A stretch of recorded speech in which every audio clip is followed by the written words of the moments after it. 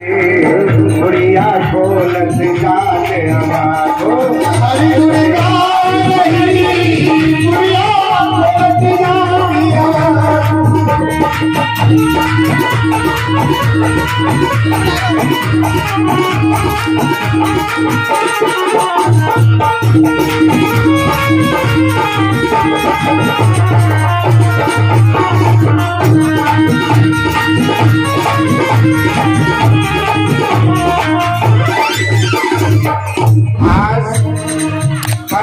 तीन रहे कुल कचरे अब मन झारी के बच गए बच्चे। बोलिए गोविंद भगवान की। बच्चे एक बड़ा पलटा होगी तो हम भागवत की कथा कहलवाएंगे, ऐसा कुछ बोला होगा तो वो तैयार हो गया, लेकिन उसका कमरा कच्चा था बिल्कुल, और कच्ची कच्ची दीवारें जो लगी थी मिट्टी की चारों तरफ, ऐसा उसका घर था। मुझे अभी ध्यान है।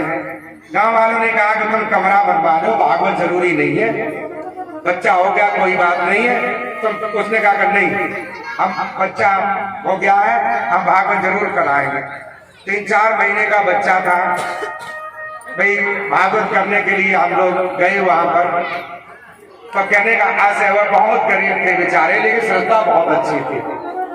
तो वो उन्होंने अपने आंगन में भागवत बैठलवाई, और जिसको मढ़ा बोलते हैं, कमरा अमरा तो नहीं बोलते, कमरा तो पक्के को बोलते हैं, पहले मढ़ा बोलते थे।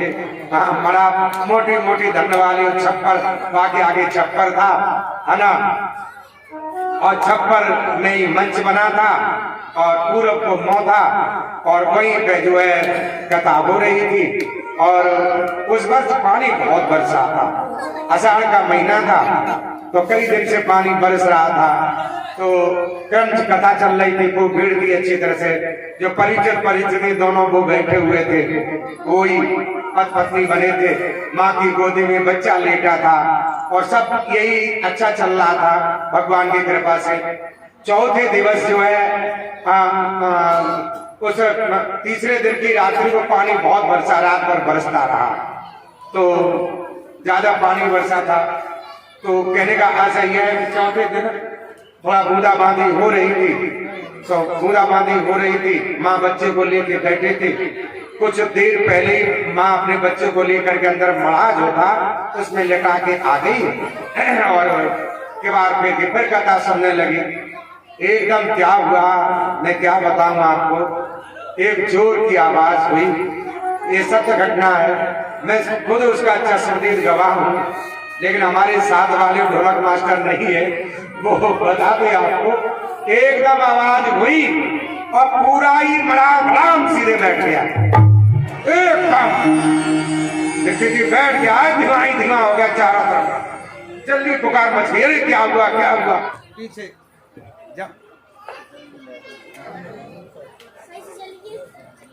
जल्दी चला बेटा। बोलिए गोविंद भगवान की। तो सब भागे एकदम, अब माँ भागी, अरे मेरा बच्चा, हमारो ललिका, पूरा रोने लगी बड़े जोर से। तो बच्चा कहा था, बच्चा उसी में लेटा था। सब मंच से उतर गए, हम भी उतर गए, गांव वालों ने अब क्या होगा, पूरा ही कमरा ही मड़ा ही बैठ गया था। कोई कहता था कि भागवत सब नहीं हुई, कोई कुछ नहीं, लोग तो बातें करते ही है। हाँ, इधर उधर की पर कहने वाले कहते हैं। एक जनी बोली, जी घड़ा जब भरे गए बाद मेरे कलरा बोली, बहना जोत से ज्यादा होती है। बहुत अब चुपचाप हम बैठे, कुछ पूछो मती। लोगों ने कहा गाँव ना, हमने भाई ऐसा करो, इस बच्चे को आप जो अंदर है उसे तो निकालो। गाँव वालों ने कहा, समझदार लोग थे, 4-5 लड़का ले आए, फावड़ा से खोदने लगे, मिट्टी हटाने लगे। सही बता रहा है, मिट्टी हटा दे। आध घंटा हो गया।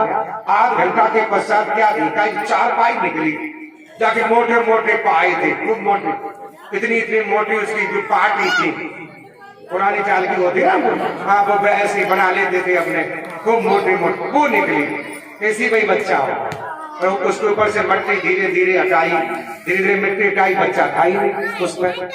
अब कोई कटा था नहीं, बच्चा कहाँ है। तो अब भी तो माता बेहोश हो गई, मां से पूछा कि बच्चा कहाँ था, बच्चा कहाँ था, बच्चा कहाँ पे लेटा के आई थी तुम? बड़ी मुश्किल से होश में आई तो मुंह से निकला पिड़िया।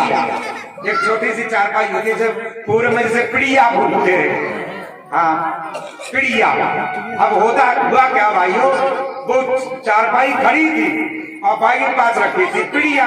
पिड़िया बच्चे को लेटाए आई और जैसे ही मट्टी गिरी वो सारी मिट्टी का चारपाई ने ले ली। बोले गोविंद भगवान की नहीं ऐसे हो गई और सारी मिट्टी उस चारपाई जो मोटी थी। बच्चा नीचे खोते खोते जब नीचे देखा तब आपको सही बता रहा है, बच्चा बिल्कुल थोड़ी सी मिट्टी उसके ऊपर जरूर पड़ गई थी, बच्चा सो रहा था। बच्चे को जिस समय उससे निकाला गया तब तक दुख में आंसू थे पर खुशी में आंसू निकल आए। अब लोग खुशी में रोने लगे। माँ को जगाया, लो तुम्हारा बच्चा। माँ को विश्वास नहीं हो रहा। तो ये सब है प्रभु की देन के नहीं है। आप बताइए, किसी ने सोचा भी नहीं था पूरा बड़ा बैठ गया उसे बच्चा जिंदा रहेगा, लेकिन बच्चा जीवित। पुण्य की जल पाता लगी। माता बहनों, अगर गुड़िया के बच्चा, अगर बिल्ली के बच्चे अगर जीवित निकला है अग्नि में से तो इसको कोई झूठा मत मानना। भगवान की कथा है बड़ी अनंत। आंसू तो ऐसे आंसू दुख में भी निकलते हैं और आंसू सुख में भी निकलते हैं। अगर खुशी होती है तो खुशी में भी आंसू निकल आते हैं, ऐसी बात नहीं। आंखों को तो रोना ही है, लेकिन चक्कर क्या बात क्या है, दुख में जो आंसू निकलते हैं उसका पानी गर्म होता है और खुशी में जो आंसू निकलते हैं उसका जल ठंडा होता है। रोना तो आपको है ही है। तो कहने का आशय है भगवान की महिमा बड़ी विचित्र है। इसमें से बच्चे जीवित निकल आए और प्रहलाद को किसी हवा में श्याम सुंदर का चेहरा दिखाई दिया, मंद मंद मुस्कान, हाथ जोड़ के और गुड़िया के चरणों में गिर पड़ी। कहने लगे, माँ तूने मुझे ज्ञान दे दिया। संस्कार मिलते हैं लेकिन संस्कारों को जगाने के लिए एक कोई गुरु होना चाहिए। तभी तो जीवन में गुरु जरूरी है। गुरु के बिना माता बहनों भाइयों कुछ नहीं है। गुरुर ब्रह्मा गुरुर विष्णु गुरुर्देव महेश्वरा गुरुर साक्षात पर ब्रह्मा तस्मै श्री गुरु। आप स्वयं ज्योति रूप है, ऐसी बात नहीं, लेकिन उस ज्योति को जलाने के लिए, हृदय की ज्योति को जलाने के लिए गुरु की बहुत आवश्यकता है जीवन में। गुरुर ब्रह्मा गुरुर विष्णु गुरुर्देव महेश्वरा गुरुर साक्षात पर ब्रह्मा तस्मै श्री गुरु। जो हमारी ज्योति को जला दे, गुरु गुरु तो गुरु होता है और गुरु हमेशा तीखा बोलता है, सत्य बात बताता है। चेला अगर अधर्म के मार्ग में चलता है तो उसे समझाता है। ये गुरु का फर्क है। रामायण में लिखा है, राज्य राज सचिव वैद्य गुरु तीन जो प्रिय बोले प्रिय। सचिव वैद्य गुरु तीन जो भय बोल प्रिय बोले भय आस। मतलब ये तीन अगर मीठा बोलने लगे तो समझ लो राज धर्म तन तीन ही होत वेग ही नाश। सचिव एक मंत्री अगर मीठा बोलने लगे, महाराज आपका राज्य काज बहुत अच्छा चल रहा है, आप बहुत अच्छे काम कर रहे हैं और प्रजा भूखन मर रही है, तो समझो राज्य नष्ट हो गया। एक वैद्य जी अगर प्रिय बोले, अरे बहुत अच्छे हो, तुम्हें कोई रोग नहीं है, बिल्कुल बढ़िया है और अच्छी तरह से तुम सही हो जाओगे, प्रिय बोले रोग न बताएं तन, तो शरीर की हानि होगी, है ना। और अगर गुरु बोले प्रिय बोले तो धर्म की हानि होती है। गुरु को, एक डॉक्टर को, ये माने चलो एक मंत्री को, इनको प्रिय नहीं सच बोलना चाहिए। जो सत्य बात है वह बताए कि इस तरह की ऐसे ऐसे। आज गुरु मिल गए, आज प्रहलाद जी को, और गुरु कौन मिल गई, वो गुड़िया मिल गई। उसने ज्ञान दे दिया, हाथ जोड़ के चरणों में गिर पड़ी। माँ तूने मुझे ज्ञान दे दिया, माँ मैं तेरे चरण में हूँ। माँ, संस्कार थे माँ के गर्भ के, लेकिन गुरु का थोड़ा सा धक्का लगा, नेत्र खुल गए। जानो जबै जीव जब जागा, ये जरूरी नहीं कब जग जाए, जब आंख खुल जाए, जब गुरु का झटका लग जाए और नेत्र खुल जाते, जब जग जाते हैं हम, अपने को पहचान लेना ही जग जाना होता है। क्या ने कहा, गुड़िया ने कहा, उत्तर में कहा कुमारी ने, बेटा उनको ही अपनाओ। बेटा मेरे चरणों में गिरने से कुछ नहीं होगा, यदि तुम्हें शरण में जाना है, उन प्रभु शरण में जाओ। बेटा अगर तुम्हें चरणों में गिरना है, तुम उन्हीं के चरणों में गिरो। वो तीनों लोकन के स्वामी, जगदाधार, जगतपति, जगन निवास है। तभी तो कहा है, वही तेरे काम आएंगे। राम आए हमेशा और तेरे काम रे। जब पैसा, पद, रिश्ता ये सब साथ छोड़ जाए तो कौन काम आएगा? राम आए हमेशा तेरे काम रे। बोल राम, बोल राम, बोल राम रे। राम हमेशा तेरे काम रे। बोल राम, बोल राम, बोल राम रे। बोल राम, बोल राम, बोल राम रे। राम आए हमेशा, राम आए हमेशा तेरे नाम रे। बोल राम, बोल राम, बोल राम रे। बोल राम, बोल राम, बोल राम रे। बोल राम, बोल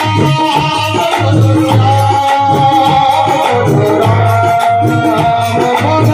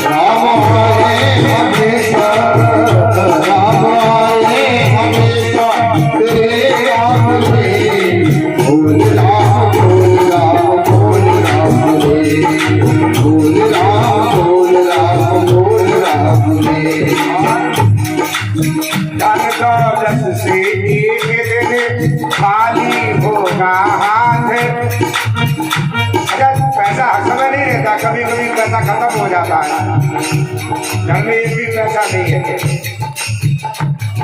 धन दौलत से एक दिन खाली होगा हाथ, अंत समय भगवान का भजन चलेगा साथ। इसमें लगता नहीं है, इसमें लगता नहीं है तेरा नाम रे। बोल राम, बोल राम, बोल राम रे। इसमें लगता तेरा नाम रे। बोल राम, बोल राम, बोल राम रे। बोल राम, बोल राम, बोल राम रे। बोल राम, बोल राम, बोल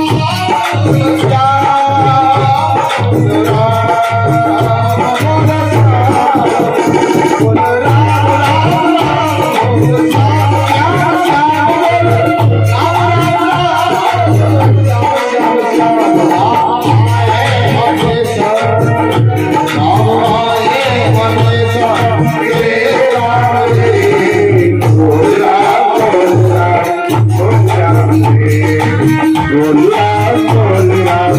कोई राम आज ज्ञान मिल गया प्रहलाद को। अब वो समझने लगे कहाँ ईश्वर है, संसार है। मेरे पिता जो करते हैं वो गलत करते हैं, ये जो हो रहा है ये गलत हो रहा है। अब पाठशाला में पढ़ रहे हैं, थोड़ा उसकी आवाज आ रही, ये पाठशाला में ये पढ़ने लगे उल्टा। पहले तो राक्षसों की भाषा पढ़ते थे, अब देवताओं की भाषा पढ़ने लगे। गुरु सड़ा मत ले जाकर के खड़ा कर दिया, महाराज ये आपका बच्चा राम का नाम लेता है, ये मानता नहीं है। पिता ने बहुत फटकारा, समझाया भी, बेटा तुम राम का नाम मत लो। इन राम ने, कृष्ण ने, शंकर ने, सब लोगों ने तेरी चाचा का वध किया है। प्रहलाद कहते हैं पिताजी मारने वाला वही है और तारने वाला वही है ना। मैं राम का नाम लेना नहीं छोड़ूंगा। बहुत प्रयत्न किया, बहुत तरह से दंडित किया, लेकिन कुछ नहीं हुआ। भगवान कहते हैं करहु सदा तिनकी रखवारी, जिन बालक राखे मगतारी। मैं उस बच्चे की ऐसे रक्षा करता हूँ जिस तरह से माँ अपने बच्चे की रक्षा करती है। कुछ नहीं हुआ, रक्षा करने। एक पूर्वी की कहावत है कि जेहि के राम रक्षक कोई का कोई नाय भक्षक। जेहि के राम रक्षक कोई का कोई नाय भक्षक, और जेहि के राम भक्षक कोई का कोई नाय रक्षक। जिसको वो मारने वाली है, उनकी कृपा, उनकी दृष्टि गलत हो जाए, उसको कोई बचाने वाला नहीं है।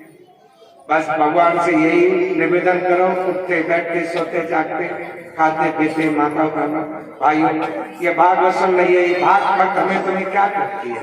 भक्ति की ओर ले जाती है। सब तज हर भज, भागवत का यही उद्देश्य है। देखो कथावाचक के समझाने के 3 तरीके होते हैं। मैंने गुरुकुल में पढ़ा है कि भागवत कथा किस तरह से कही जाएगी, है ना, क्या नियम है, किस तरह से यथावत, रोचक और भयानक। 3 तरीका होते हैं। 3 तरीका, जैसे डॉक्टर के दवाई खिलाने के भी 3 तरीके होते हैं। यथावत चीज हमेशा कड़वी होती है। अगर ये भागवत के मंत्र बोलते रहे, कोई दृष्टांत न दे, थोड़ी हंसी की बातें न करें या अन्य कोई, तो आपकी समझ में नहीं आएगा। हिंदी रूपांतर न, क्योंकि यथावत चीज कड़वी होती है। जैसे डॉक्टर गोली देता है तो कड़वी होती है ना, बच्चा नहीं खाता है, तब माँ क्या करती है? डॉक्टर बताता है कि इसको पीस को शहद में मिला के बच्चे को चटा। यथावत मतलब दूसरा तरीका रोचक, यानी शहद में मिला करके। इसी तरह से कथावाचक का दूसरा तरीका रोचक था, थोड़े दृष्टांत के माध्यम से इधर से भजन करके, और उस चीज वही है, कथा वही है, लेकिन कथा को थोड़ा रोचक करके, रोचकता ला करके, रोचकता में उनको समझाओ प्रेम से। अच्छा, बच्चा फिर भी गोली नहीं खाता है, शहद में भी, और इधर पब्लिक फिर भी नहीं समझती है कथा। अगर फिर भी न समझे कथा को रोचकता में भी ला करके, फिर क्या करना चाहिए? फिर तीसरा तरीका अपनाना चाहिए। तीसरा कौन सा? भयानक। यथावत, रोचक और भयानक तरीका अपनाना चाहिए। माँ भयानक तरीका अपनाती है।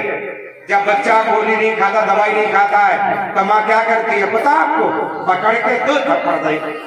अरे खा गोली ना खाएगा, और पकड़ के कागज के पीछे में दे लो, चम्मच हमसे नहीं खाना। बच्चा रोज जा रहा हूँ, खाने जा रहा हूँ, भयानक तरीका से। ऐसे कथावाचकों का भी होता है तरीका अलग। अगर तुम भगवान का भजन नहीं करोगे, तुम्हें वह नर्क भोगना पड़ेगा, तुम्हें ये काम रोड़क नर्क में जाना पड़ेगा, तुम्हें कुंडली पार्क नर्क में जाना पड़ेगा, तुम्हें जीवन में कष्ट ही कष्ट मिलेगा, वहां का तुम परलोक उजाड़ोगे। ये तीसरा, तब तो आपकी समझ में आएगा ना भाई जिस तरह से डॉक्टर को दवाई खिलाने के 3 तरीके होते हैं, इसी तरह से कथावाचक के समझाने के भी 3 तरीके होते हैं। तो कहने का आशय यह है, किसी न किसी से कहने का आशय यह है, किसी न किसी ने ये प्रकार राम नाम की गुट्टी जरूर, और ये बात सत्य है।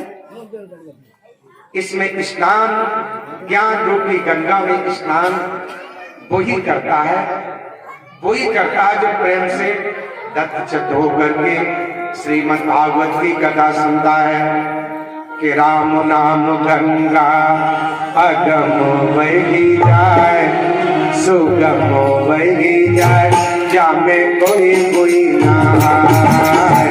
राम नाम गंगा अगम बही जाए, सुगम बही जाए, जामे कोई ना आए।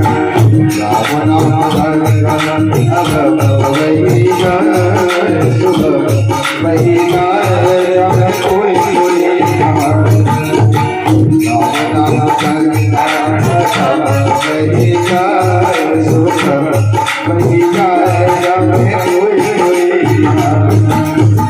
ब्रह्मा नहाए जामे विष्णु नहाए, ब्रह्मा नहाए जामे विष्णु नहाए, शंकर नहाए जामे डमरू बजाए, जामे डमरू बजाए, जामे कोई नहाए। राम नाम गंगा अगम